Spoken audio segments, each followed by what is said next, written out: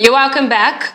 Over the few days, the Southeast Development Commission has unveiled what it describes as a long-term roadmap for the region, a 2050 vision anchored on collaboration, infrastructure, private capital, and regional integration. But beyond the summit speeches and ambitious projections, important questions remain. What exactly is being proposed? How realistic are these assumptions? Who pays? Who drives it? And what should ordinary Southeasterners expect to experience in the near term? Today's conversation is not about selling a vision, but about interrogating it. We are explaining what has been said at the SEDC summit, the promises, the priorities, and the possible pitfalls through the lens of someone who has followed the discussions closely and engaged with the ideas from the sidelines. This is still the extraction phase, separating aspiration from execution, ambition from practicality, and understanding what this 2050 vision could realistically mean for the Southeast. To have this conversation, I'm being joined by Mr. Emmanuel Chime. He's a public affairs analyst. Mr. Emmanuel, you're welcome. Thank you very much. Good morning to you. Yeah, good morning. So one of the reoccurring statements, or decimal as one of the hosts would call it, is collaboration over competition. And what does that entail for the South is that the Southeastern states that are always in competition for investors, how would this actually come together for them? What happens is that competition is always beautiful if the field is that even for every competitor. It's very beautiful because if you talk about or if you chase after just collaborating to get something done, yes, it's actually another factor. It's very beautiful, but competition is super good because what it's going to promote is productivity. It's going to lead to this every chapter we want to get it right, even than the other. All right, but when all hands are just on deck to get it all done, it is beautiful, but maybe there may be some limitations. Maybe you get to a point of success, you think that you have gotten to the brink. But when you have a competitive mindset, it's going to put you on your toes. It's going to make you to always think about how do you get it faster. All right, just like if you come to Southeast right now, Ebonyi State have proposed to, acquire their own aircraft. Yes. All right. And so but when you talk about just collaboration, maybe the whole of Southeast will just depend on the aircraft that Enugu State have bought in the recent time. All right? And Ebonyi State have proposed to acquire their own aircraft, and perhaps Enugu is proposing to acquire more in 2026. All right? And so you may see the same happening in Abia State, in Anambra State, Imo State, respectively, if it is being primed as, a major need. Okay? And so you discover that when all these are happening, then there will be alternatives. All right? There will be alternatives. But if you talk about just collaborate, let's come together, let's get this done, then no one is actually putting fire on another one. All right? Okay. So I think going for competition, it's supposed to be one of the major strategies we use. Okay. So this 25-year vision will span at least, let's say, 6 electoral cycle. Yeah. So what is the tendency of it not getting to a fragmentation point? Because this is what they are trying to avoid. But 6 election cycle? What happened is that, this apostle that I've been promoting, and perhaps if I see myself in a place where I have more opportunity, I will try to, project for legislation over that. What I mean is this. Okay. Let there be a body, perhaps independent or thereabout, but a body that is managing our master chart on development. So do you think that the SEDC is not independent enough? Because what I'm talking, why I'm saying so is this, so that we stop this ideology of one will come today, leader will come today, we initiate a thought and begin to, carry it out, and perhaps another leader, that particular leader, once you exhaust your tenure, you go off, then another leader comes and begin to develop a different thought altogether that is totally out of the template. All right? And so you begin to see the one that have been projected over time, just like we talk about Vision 2050, then you discover that by 2060 even, you won't even see part of it being introduced, let alone not being completed. Okay. All right? But when we have a master design, whatsoever you must do must be in line with this design. like it is done in America. What will now happen is that if a Republican is in the office, then may choose, okay, we're going to go for this particular thing, but it is already in master plan. Then if a Democrat is there, may choose that I'm going to go to the other side, but it is already captured in the master plan. So until we begin to have that being done here, but away from that, you discover that our people will keep coming with, magnificent promises, and perhaps most of the time not feasible. Okay. Just a question, right? The momentum that you are, if from the sideline, the momentum that you see when you watch these people speak, the SEDC, what does it give? Does it give that we are up to do something positive? The truth is that we are not slagging behind. We have heard plenty even beyond that. But are you optimistic about this? We are optimistic. We're always optimistic. But we are yet optimistic to see Vision 2020 happen. But 2020 is gone. This is 2026. 2020, we are being projected as the year that Nigeria will be on the moon.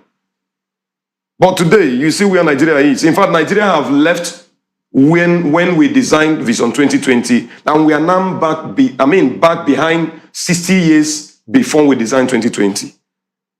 Just because we have an administration, that started sometime in 2015, which, on their own, deliberately took us far back behind. And that was why Nigeria, perhaps, I'm talking about Nigeria now, yes. That was why Nigeria perhaps, left the place where Nigeria was being seen as the third most, fastest growing economy in the world, back to being poverty quarter of the world, just simply between 2015 and 2016. And all these things happened.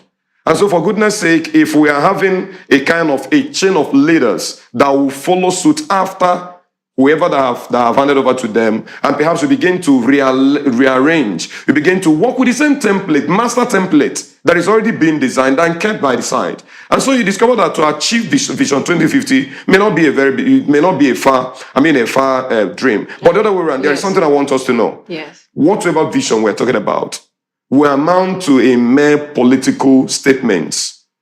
Hallucinating statements. If we do not have in Southeast seaports that are servicing the businesses of Southeast. I was going to get to that, but let me talk about the vision and the plan.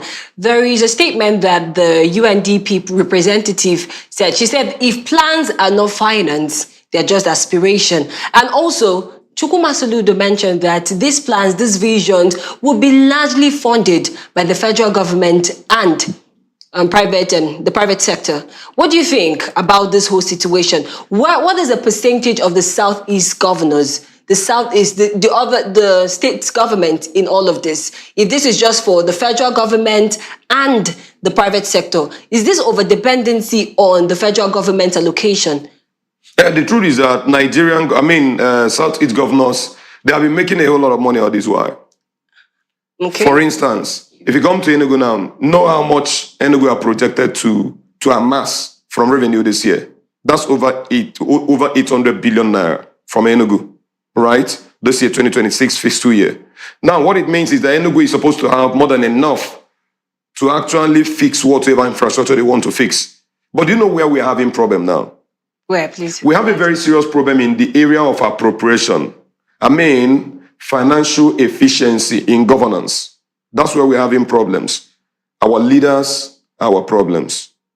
We are not having problem in the area of funding or availability of funds and what have you, resources. Our leaders, our problem. Now we have in 2026 appropriation that have been signed into law in Enugu. For instance, Enugu is the hub of Southeast. You know that, right? Yes. And so Enugu, under the leadership of Governor Peter Mbah, the DRS governor, has allocated 115 billion naira for ordinary cushion chairs.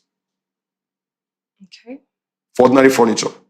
Now the question is it like the entire Enugu residents are going to be having furniture from the state government? Or is it the one that will just be in National Assembly and that of the state, the state government house? 115 billion naira. People that are crying that bills are too much in the state and that there are no jobs in the state. The leadership of the state is amassing 115 billion naira Jobs are not being created yet. Okay, Mr. And so the question now is, if you go to Enugu MSME centers, how much is being projected to use, through that particular means, to reach out to the youths and equip the youths to start creating jobs or to empower the youth? How much? Now, take it to a hospital today in Enugu for 2026. Enugu only mapped out 679 million, not billion, million for medication in Enugu for 2026. But 35 billion for aircraft in Enugu for 2026.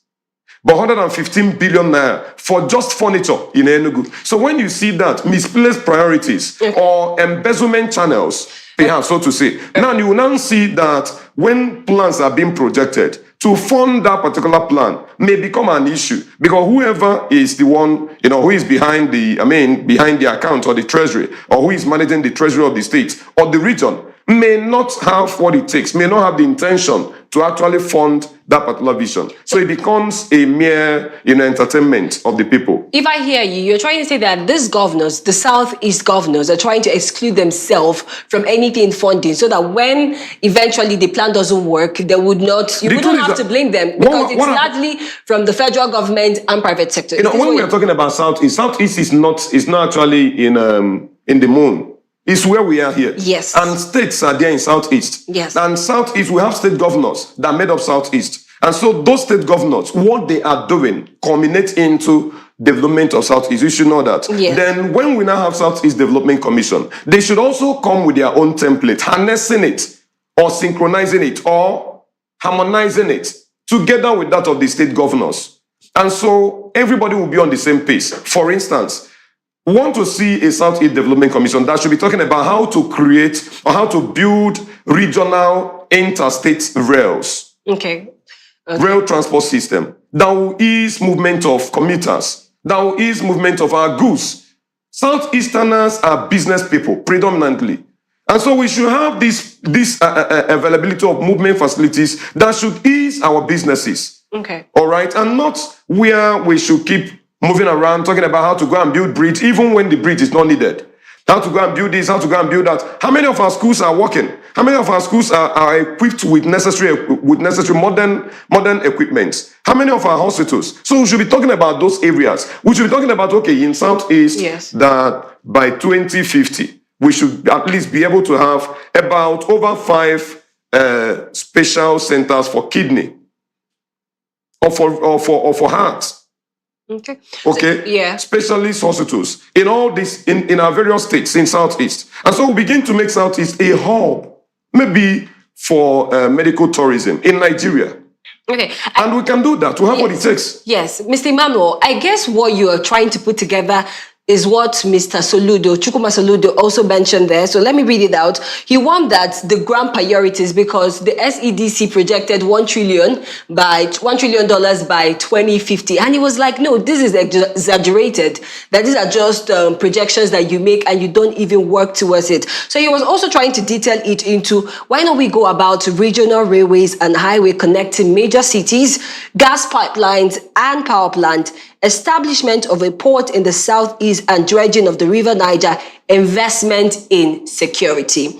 Do you think the SDG should, the SEDC should sequence the 2050 plan around these 4 priorities? It should.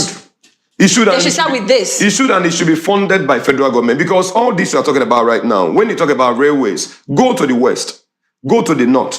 It is running there. And it is federal government that funded it. It is not the states. It is not like Northeast Development Commission that funded railway system within the north. That is what running the standard gauge I'm talking about.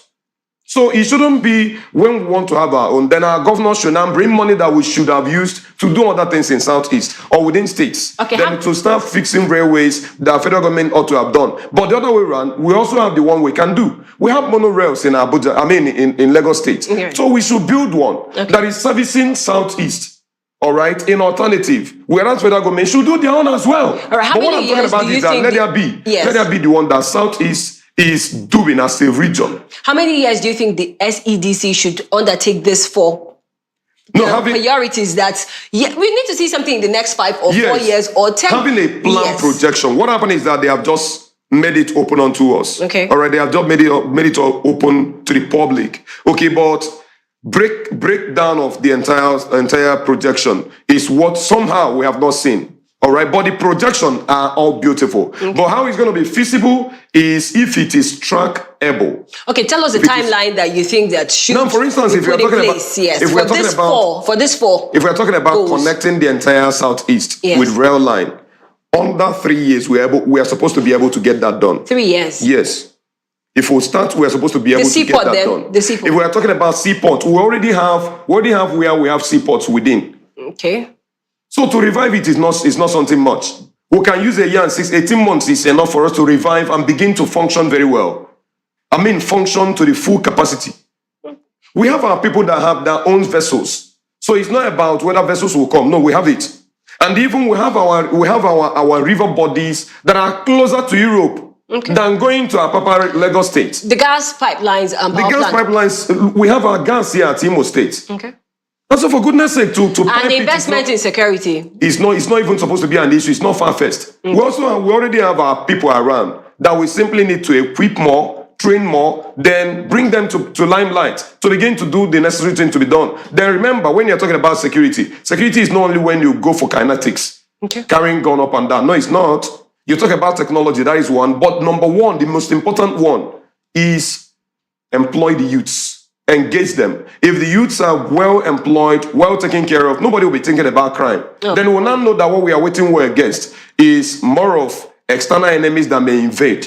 Oh. For instance, we are having Fulani invaders that comes to homes, to ancestral homes, and kill, maim, and even goes away with it, and nobody asks them any question. So we now know that we're having such enemy to contend with, and maybe some fractions of criminals in the society that we need to deal with. But for full-blown, no. Yes. When you employ the youths, no, all we go down. Okay.